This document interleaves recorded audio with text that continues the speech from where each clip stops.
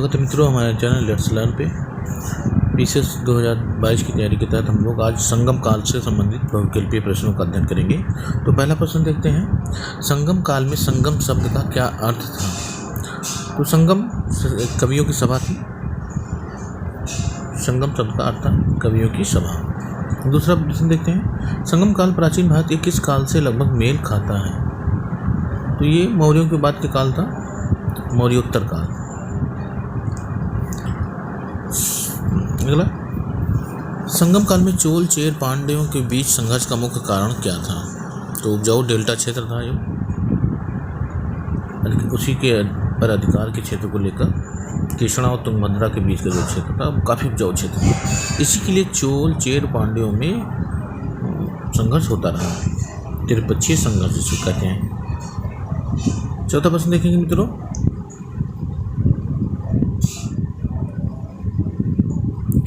निम्न स्थानों में से कहाँ से रोमन बस्ती के पुरातात्विक अवशेष प्राप्त हुए हैं? तो अरिकमेडु से प्राप्त हुए हैं। पूछा गया प्रश्न है ये, अरिकमेडु पांडिचेरी में है स्थित। निम्न कथनों पर विचार करें एवं सही उत्तर का चयन करना है। चेर राज्य के केरल पुत्र के नाम से प्रसिद्ध था। चेर केरल पुत्र सही है। चेर राजवंश का प्रतीक चिन्ह धनुष था। ये था जो केरल दक्षिण भारत की बात हो रही थी, इसे केरल पुत्र चेर, इसका जो चिन्ह था धनुष, धनुष की तरह है भी केरल, देख लीजिए, इसलिए इसका चिन्ह था धनुष। चेरों की जो राजधानी थी वंजी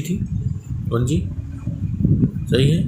उदयनजेराल इस वंश का प्रथम शासक था। जो प्रमाण मिलते हैं वो उदयनजेरल ही प्रथम शासक था चेर वंश का। तो सभी सही है इसमें कथन। छठवां प्रश्न देखते हैं मित्रों, कथनों पर विचार करना, सही उत्तर का चयन करना है इसमें से। चोलों के विषय में प्रथम जानकारी कात्यायन की वर्तिका से मिलता है। कात्यायन की वर्तिका में चोलों की प्रथम जानकारी मिलता है। चोल वंश कहाँ था? तमिलनाडु का जो क्षेत्र था वो चोल वंश था। चोल राजवंश का प्रतीक चिन्ह बाघ था। तो यहाँ चेर थे, इनका धनुष था, इनका बाघ था। इस इलजेत चेन्नी इस वंश का प्रथम शासक था। इलजेत चेन्नी सही है। और इसके ऊपर कौन सा राज था? पांड्यों का राज था। यहाँ पे उनका चिन्ह था मछली। तो धनुष, बाघ, मछली, ठीक है। ये क्षेत्र चोल चेर और पांड्य। आगे देखते हैं मित्रों, इलजेत चेन्नी हो गए। निम्न कथनों पर विचार करना है और देखना है इनमें सही उत्तर कौन से हैं।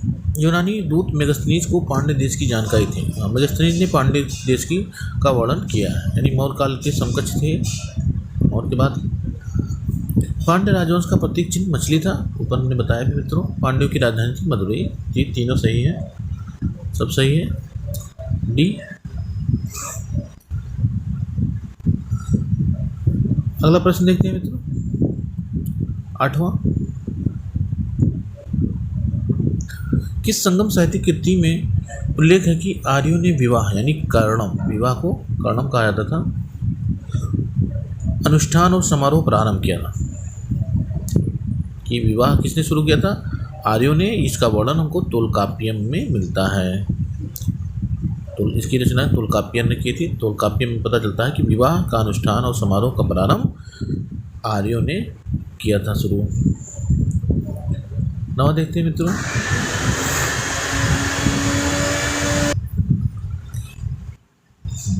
मिलान करना है यहाँ पे हमको सही। कुरुंजी पहाड़ी भूमि जो होती थी उसे कुरुंजी कहा जाता था। पलई शुष्क भूमि जो होती थी, पलई पड़ती समझ सकते हैं, शुष्क भूमि होती थी। जंगल की भूमि को मुलई कहा जाता था।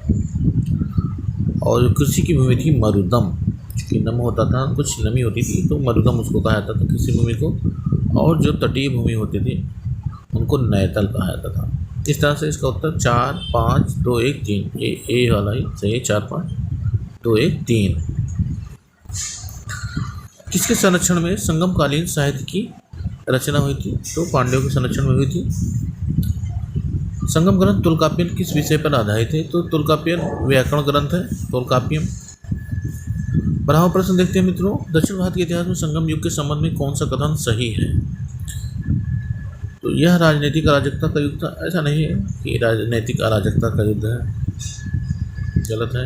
या वैदिक संस्कृति के पुनरुत्थान का काल था, ये भी नहीं है। या महान साहित्यिक गतिविधियों का युग था, क्योंकि साहित्यिक गतिविधियाँ हुई थी संगम युग में, तो ये सही, सबसे सही है। यह विप्लव युद्ध का काल था, विप्लव युद्ध नहीं था अपना, युद्ध तो होते रहते हैं हर काल में हुए, लेकिन सबसे महान साहित्यिक गतिविधियों का युग था ये। अगला देखते हैं 13वां मित्रों, संगम साहित्य की भाषा तमिल भाषा थी। संगम साहित्य की जो भाषा थी वो थी तमिल। 14वां प्रश्न देखते हैं मित्रों, संगम कालीन की रचना को तमिल वेद कहते हैं, यानी चौथा वेद भी इसको कहते हैं। पांचवा वेद, 4 तो हैं, इसे कुरल को 5वां वेद भी कहा जाता है। 15वां देखेंगे मित्रों, संगम कालीन उस बंदरगाह का नाम क्या था, बंदरगाह का जो रोम से व्यापार करने के लिए मुख्य स्थल था। तो अभी हम लोगों ने इसको भी देखा भी है, अरिकामेडु था जो पांडिचेरी में स्थित था, प्रमुख बंदरगाह था रोम से व्यापार करने का। 16वां देखेंगे मित्रों, शिलपदिकारम में किस राजा का वर्णन पत्तिनी पूजा के प्रवर्तक के रूप में हुआ है। तो सेनगुट्टवन ने, इसी ने जो है पत्तिनी पूजा शुरू कराई थी, सेनगुट्टवन। इसका वर्णन शिलपदिकारम में हुआ है, सेनगुट्टवन चेर शासक था। अगला प्रश्न देखते हैं मित्रों 17वां, संगम काल में प्रचलित पत्तिनी संप्रदाय क्या था। एक कन्नगी की आदर्श पत्नी के रूप में पूजा होती थी, कन्नगी की, उसे कहते थे पत्तिनी संप्रदाय। सेनगुट्टो ने शुरू किया था जिसे। 18वां देखेंगे, संगम कालीन चेर राज्य से संबंधित निम्न कथनों पर विचार करें, सही उत्तर का चयन करना। चेर राज्य पांड्य राज्य के दक्षिण और पश्चिम में स्थित था, जैसा कि हमने चित्र में देखा था। चेर राज्य यहाँ था, पांड्य राज्य यहाँ था और चोल राज्य यहाँ था। तो चेर राज्य पांड्य राज्य के दक्षिण और पश्चिम में स्थित था। तो पश्चिम में तो नहीं स्थित था, दक्षिण में भी नहीं स्थित था, तो ये गलत हो गया। उदयन जेरल को लाल चेर भी कहा गया है, उदयन जेरल को लाल चेर नहीं कहा गया, सेनगुट्टोन को लाल चेर कहा गया, तो दोनों गलत हो गए। इसमें कथन ए और बी दोनों गलत हो गए। तो देखते हैं निम्न में से किस एक स्थान पर तीनों साहित्य सभाएं आयोजित की गई थी। तो तीनों साहित्य सभाएं मदुरई, कवाटपुरम, मदुरई। पहला मदुरई में हुआ था, दूसरा कवाटपुरम में हुआ था और तीसरा फिर मदुरई में हुआ था। 20वां देखते हैं मित्रों, निम्न कथनों पर विचार करें एवं सही उत्तर का चयन करें। पहला, सेनगुट्टवन जो इमेरडम्मन का पुत्र था, इमेरडम्मन का पुत्र था, यगसी सतकर्णी का समकालीन था। सही, सेनगुट्टवन जिसे लालचेर भी कहा जाता है, वो यगसी सतकर्णी का। दूसरा है, शिलपदिकारम में सेनगुट्टवन के महाकार्यों का विस्तृत विवरण मिलता है। शिलपदिकारम में सेनगुट्टवन, ठीक है, ये दोनों सही है, 1 और 2। 21वां देखते हैं, इसका हो गया सी। 21वां, प्राचीन दक्षिण भारत के संगम समाज से संबंधित निम्न से कौन सा कथन सही है। एक ही सही है, एक और सभी गलत है। उन्हें दास प्रथा का ज्ञान नहीं था, गलत है, दास प्रथा का ज्ञान था। वह सती प्रथा विद्वान नहीं थी, सती प्रथा भी विद्वान थी संगम समाज में, ये भी गलत हो गया। उन्हें पवित्र विवाह सूत्र ताली का ज्ञान नहीं था, पवित्र विवाह सूत्र ताली का ज्ञान नहीं था, ज्ञान था उनको, ये भी गलत, ये भी गलत, ये भी गलत। वहाँ राज सिंहासन पर स्त्रियों का कोई अधिकार नहीं था, ये सही है कि वहाँ राज सिंहासन पर स्त्रियों को कोई अधिकार नहीं था। 22वां देखते हैं मित्रों, संगम काल में सर्वाधिक महत्वपूर्ण उद्योग क्या था। तो संगम काल में सर्वाधिक महत्वपूर्ण उद्योग जो था वो वस्त्र निर्माण था, बी ऑप्शन। 23वां देखते हैं, 23वां मिलान करना है मित्रों।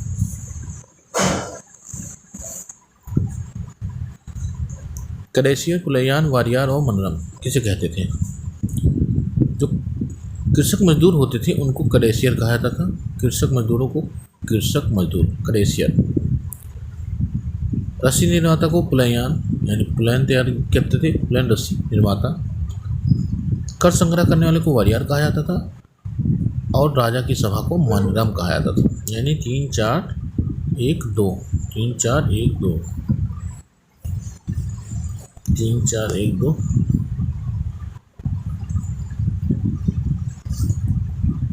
ये सी है इसका उत्तर, 3 4 1 2। 24वां देखते हैं, इनमें से कौन सा दस्तावेज दक्षिण भारत के मुसरी नामक स्थान पर आगस्त्य के मंदिर का साक्ष्य प्रस्तुत करता है? तोंडी और मुसरी जो तट थे, दक्षिणी तट भारत के समुद्र तट थे। कौन सा दस्तावेज दक्षिण भारत के मुसरी नामक स्थान पर आगस्त्य के मंदिर का साक्ष्य प्रस्तुत करता है? तो आगस्त्य के मंदिर का साक्ष्य जो है पेरिप्लस ऑफ द एशियन सी प्रस्तुत करता है। इसी में तोंडी और मुसरी बंदरगाह का वर्णन भी है। निम्न कथनों पर विचार करें, हम सही उत्तर का चयन करें। तो संगम काल में कवि मामूलनान ने मौर्यों द्वारा एक तमिल प्रमुख के विरुद्ध युद्ध का वर्णन किया है। तमिल प्रमुख की संगम काल कवि मामूलनान ने, ठीक है, सही है। दूसरा है परंपरा अनुसार शिलपति कारम का रचयिता इलंगो अदिगल को माना जाता है। परंपरा अनुसार उसी को माना जाता है, शिलपति कारम का। दोनों सही है कथन, 1 और 2।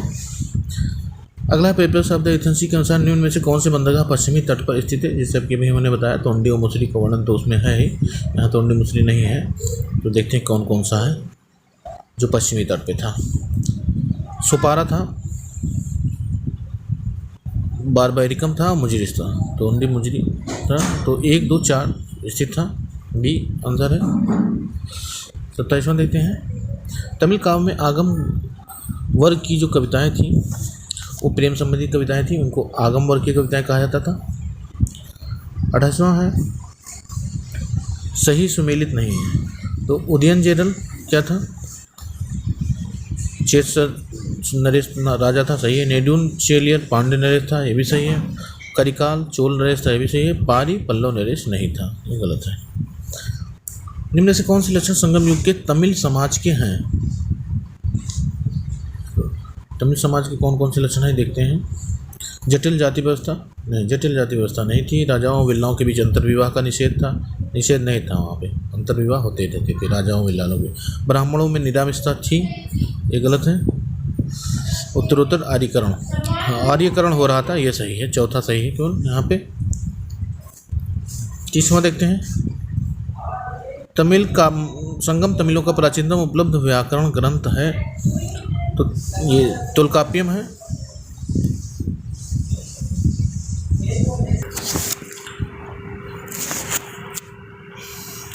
इक्कीसवां देखते हैं यहाँ पे। सोचिए और बी को मिलान करते हैं। पहले तिरुकुरल, तिरुकुरल की रचना तिरुवल्लुवर ने किया था। शिलपतिकारम की रचना इलंगो अदिकल ने किया था।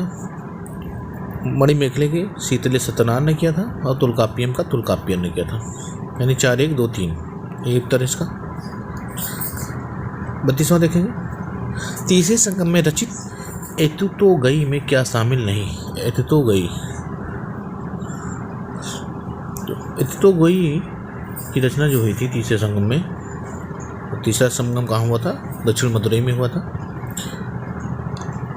इसमें एनगुरुनूर शामिल था, पुरनानूरू शामिल था, अहनानूरू शामिल था, लेकिन कीलक कड़क्कू नहीं शामिल था।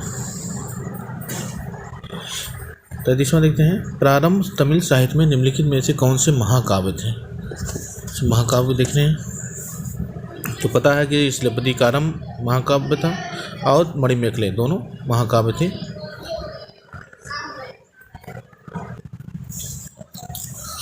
चौतीसवां देखते हैं। इनमें से कौन बंदरगाह दक्षिण भारत के पूर्वी तट पर स्थित थे?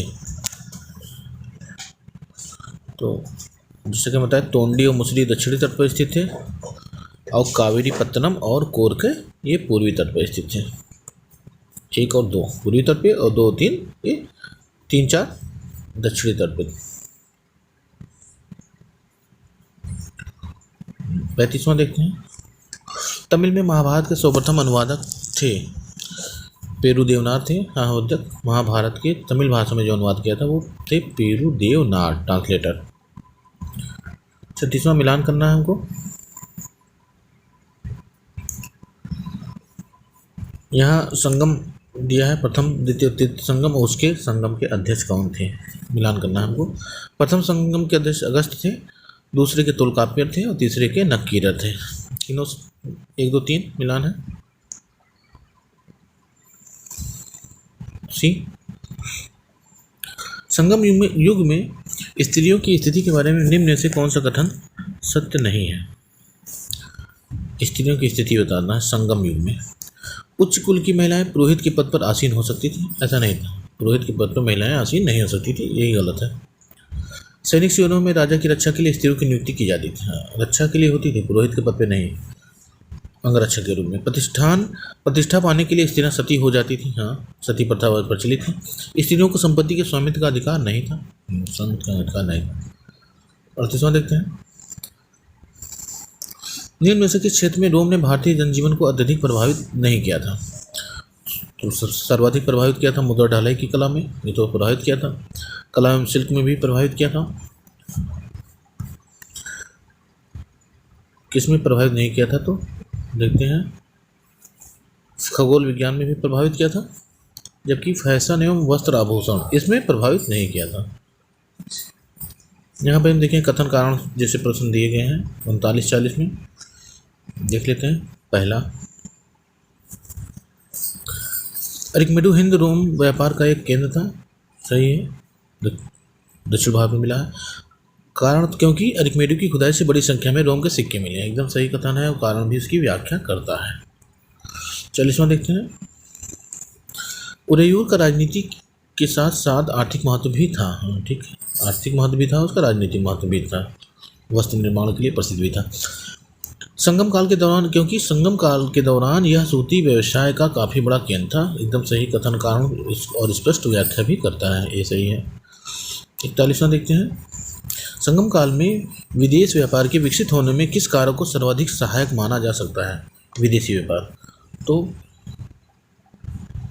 विदेशी व्यापार के विकसित होने का सर्वाधिक सहायक कारक था अरब, मिस्र तथा रोम का तमिल प्रदेश से सीधा व्यापारिक मार्ग होना। अरब, मिस्र और रोम का, तो तोंडी और मुसरी जो पश्चिमी तट पे बंदरगाह थे, वहाँ से अरब, मिस्र और रोम को सीधा व्यापारिक साझेदारी होती। सुरक्षित समुद्री व्यापार ये नहीं था।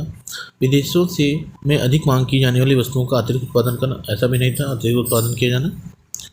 यवनों द्वारा दक्षिण भारत के कुछ प्रदेशों में उपनिवेश का कायम करना, नहीं। निम्न कथनों पर विचार करें और सही कथन का चयन करना है।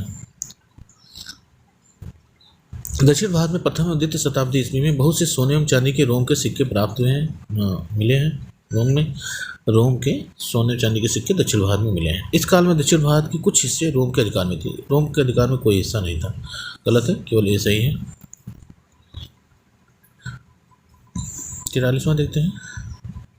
पांडिनेन किलकनक्कू समूह की अहम एवं पुरम कविताएं संगम रचनाओं का अनुवर्तन है, क्योंकि उन्हें प्रमुख संगम रचनाओं के विपरीत उत्तर संगम रचनाओं में सम्मिलित किया गया।